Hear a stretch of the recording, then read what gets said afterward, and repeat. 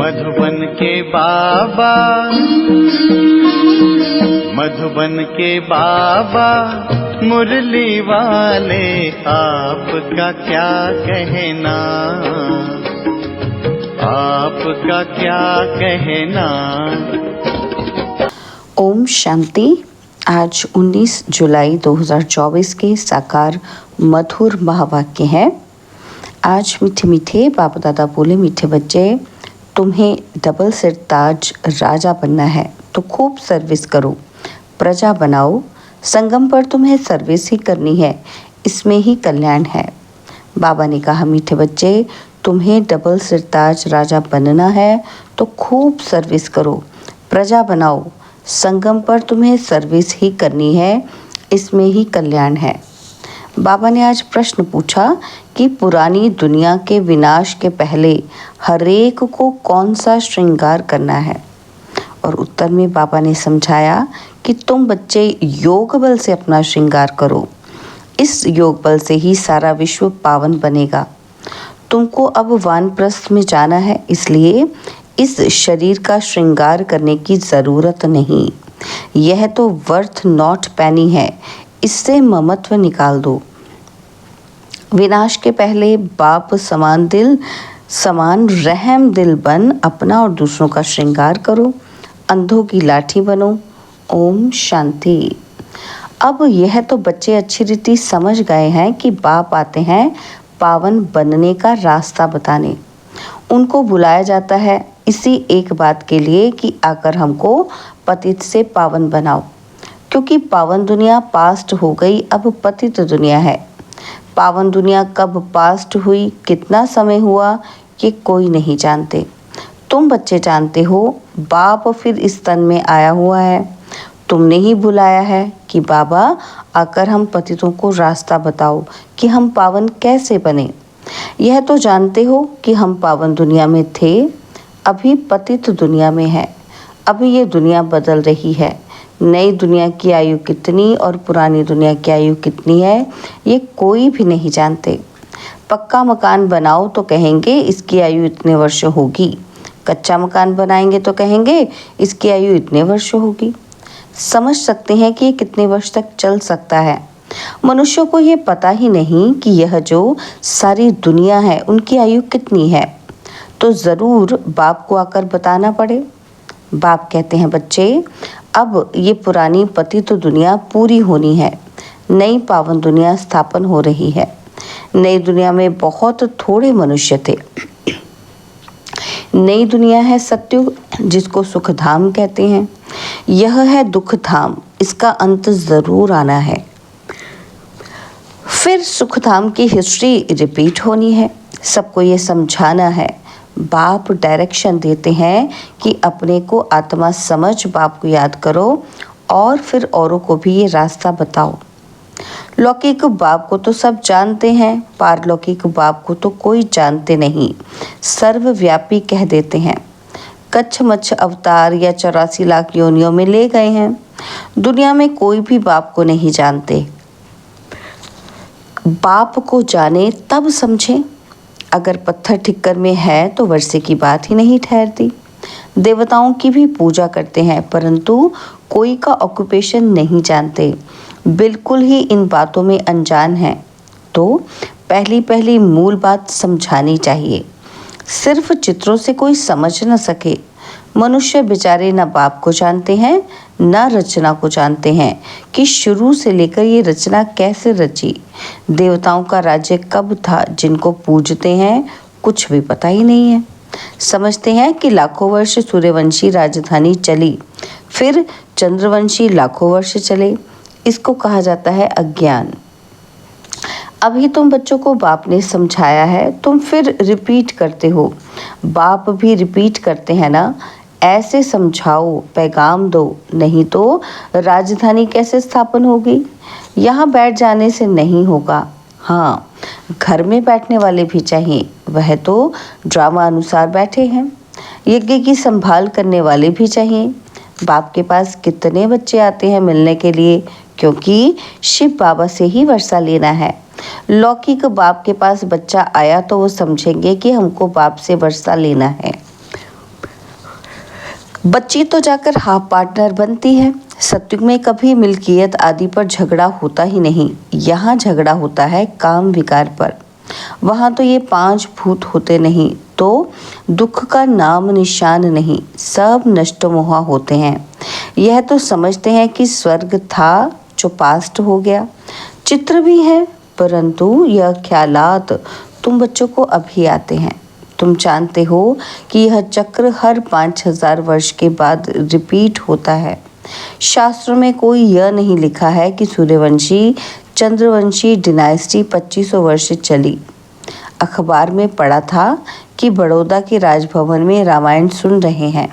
कुछ भी आफतें आती हैं तो मनुष्य भक्ति में लग जाते हैं भगवान को राजी करने के लिए। ऐसे कोई भगवान राजी होता नहीं है, यह तो ड्रामा में नूंद है। भक्ति से कभी भगवान राजी नहीं होता। तुम बच्चे जानते हो, आधा कल्प भक्ति चलती है, खुद ही दुख उठाते रहते हैं।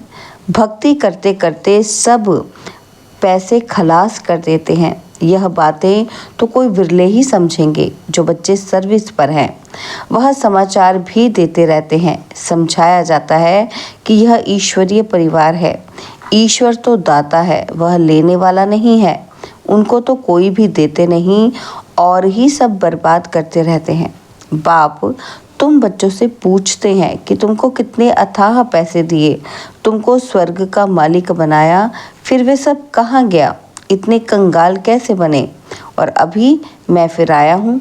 तुम कितने पद्मा पद्म भाग्यवान बन रहे हो। मनुष्य तो इन बातों को कोई भी नहीं जानते। तुम जानते हो कि अभी इस पुरानी दुनिया में यहाँ रहना नहीं है, यह तो खलास हो जानी है। मनुष्य के पास जो ढेर पैसे हैं वह किसी के हाथ नहीं आने हैं। विनाश होगा तो सब खलास हो जाएंगे। कितने माइल में बड़े बड़े मकान आदि बने हुए हैं, ढेर की ढेर मिल्कियत है, सब खत्म हो जाएगी। क्योंकि तुम जानते हो जब हमारा राज्य था तो और कोई थे ही नहीं, वहाँ अथाह धन था। तुम आगे चल देखते रहेंगे क्या क्या होता है। उनके पास कितना सोना, कितना चांदी, नोट आदि हैं। वह सब बजट निकलता है, अनाउंस करते हैं कि इतना बजट है तो इतना खर्चा है। बारूद पर इतना खर्चा है, अभी बारूद पर इतना खर्चा करते हैं, उससे आमदनी तो कुछ है ही नहीं। यह रखने की चीज़ तो है नहीं, रखने का होता है सोना और चांदी। दुनिया गोल्डन एज है तो सोने के सिक्के होते हैं, सिल्वर एज में चांदी है, वहाँ तो अपार धन होता है। और फिर कम होते होते अभी देखो क्या निकला है, कागज़ के नोट। विलायत में भी कागज़ के निकले हैं। कागज़ तो काम की चीज़ नहीं, बाकी क्या रहेगा। यह बड़ी बड़ी बिल्डिंग्स आदि सब खत्म हो जाएंगी। इसलिए बाप कहते हैं, मीठे मीठे बच्चे, यह जो कुछ देखते हो ऐसे समझो ये है नहीं, यह तो सब खलास हो जाना है। शरीर भी पुराना, वर्थ नॉट अ पैनी है। भल कोई कितना भी सुंदर हो, यह दुनिया ही बाकी थोड़ा समय है, कुछ ठिकाना थोड़ी है। बैठे बैठे मनुष्य का क्या हो जाता है, हार्ट फेल हो जाते हैं। मनुष्य का कोई भरोसा नहीं। सत्युग में थोड़े ही ऐसे होगा, वहाँ तो काया कल्प तरु समान होती है योग बल से। अब तुम बच्चों को बाप मिला है, कहते हैं इस दुनिया में तुमको रहना नहीं है, यह छीछी दुनिया है। अब तो योग बल से अपना श्रृंगार करना है। वहाँ तो बच्चे भी योग बल से होते हैं, विकार की बात ही नहीं वहाँ होती। योग बल से तुम सारे विश्व को पावन बनाते हो तो बाकी क्या बड़ी बात है। इन बातों को भी वही समझेंगे जो आपके अपने घराने के होंगे। बाकी तो सबको शांति धाम में जाना है, वह तो है घर, परंतु मनुष्य उसको घर भी नहीं समझते हैं। वो तो कहते हैं एक आत्मा जाती है, दूसरी आती रहती है, सृष्टि वृद्धि को पाती जाती है। रचयिता और रचना को तुम जानते हो, इसलिए कोशिश करते हो औरों को समझाने की, यह समझकर कि बाबा का स्टूडेंट बन जाए, सब कुछ जान जाए, खुशी में आ जाए। हम तो अब अमरलोक में जाते हैं। आधा कल्प तो झूठी कथाएं सुनी हैं, अब तो बहुत खुशी होनी चाहिए। अमरलोक में हम जाएंगे, इस मृत्युलोक का अभी अंत है। हम खुशी का खजाना यहाँ से भर कर जाते हैं, तो इस कमाई करने में, झोली भरने में अच्छी रीति लग जाना चाहिए। टाइम वेस्ट नहीं करना चाहिए। बस अभी तो हमको औरों की सर्विस करनी है, झोली भरनी है। बाप सिखलाते हैं, रहमदिल कैसे बनो, अंधों की लाठी बनो। यह सवाल तो कोई सन्यासी, विद्वान आदि पूछ नहीं सकते। उनको क्या पता स्वर्ग कहाँ, नर्क कहाँ होता है। भल कितने भी बड़े बड़े पोजीशन वाले हैं, कमांडर चीफ एरोप्लेन्स के हैं, कमांडर चीफ लड़ाई के हैं, स्टीमर के हैं, लेकिन तुम्हारे आगे ये सब क्या है? तुम जानते हो, बाकी थोड़ा समय है। स्वर्ग का तो कोई को पता ही नहीं। इस समय तो सब तरफ मारामारी चल रही है। फिर उनको एरोप्लेन्स अथवा लश्कर आदि की दरकार नहीं होगी। यह सब खलास हो जाएंगे। बाकी थोड़े मनुष्य रहेंगे, यह बत्तियां, एरोप्लेन आदि रहेंगे, परंतु दुनिया कितनी छोटी रहेगी, भारत ही रहेगा। जैसे मॉडल छोटा बनाते हैं ना, और कोई की भी बुद्धि में नहीं होगा कि मौत आखिरीन कैसे आना है। तुम तो जानते हो, मौत सामने खड़ा है। वह कहते हैं हम यहाँ बैठे ही बॉम्ब छोड़ेंगे, जहाँ गिरेगा सब खत्म हो जाएंगे। कोई लश्कर आदि की दरकार नहीं है। एक एक एरोप्लेन भी करोड़ों खर्चा खा जाता है। कितना सोना सबके पास रहता है, टन्स के टन्स सोना है, वह सब समुद्र में चला जाएगा। ये सारा रावण राज्य एक आइलैंड है। अनगिनत मनुष्य हैं, तुम सब अपना राज्य स्थापन कर रहे हो, तो सर्विस में बिजी रहना चाहिए। कहीं बाढ़ आदि होती है तो देखो कैसे बिजी हो जाते हैं, सबको खाना आदि पहुंचाने की सर्विस में लग जाते हैं।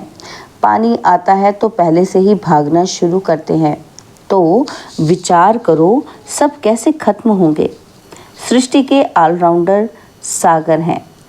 विनाश होगा तो जलमयी हो जाएगी, पानी ही पानी। बुद्धि में रहता है हमारा राज्य था तो ये बॉम्बे, कराची आदि तो थे नहीं।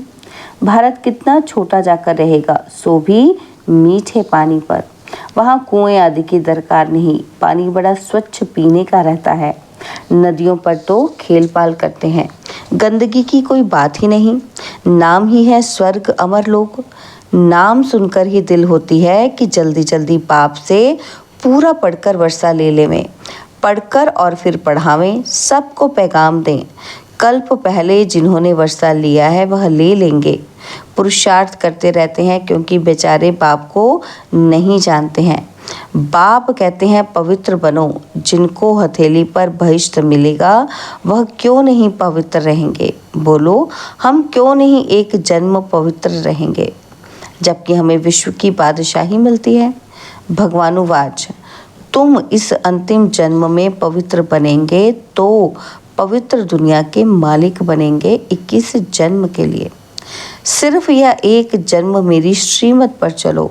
रक्षाबंधन भी इसकी निशानी है, तो क्यों नहीं हम पवित्र रह सकेंगे? बेहद का बाप गारंटी करते हैं। बाप ने भारत को स्वर्ग का वर्षा दिया था, जिसको सुख धाम कहते हैं। अपार सुख थे, यह है दुख धाम। एक कोई बड़े को तुम ऐसे समझाओ तो सब सुनते रहेंगे। योग में रह बताओ तो सबको टाइम आदि ही भूल जाए, कोई कुछ कह ना सके।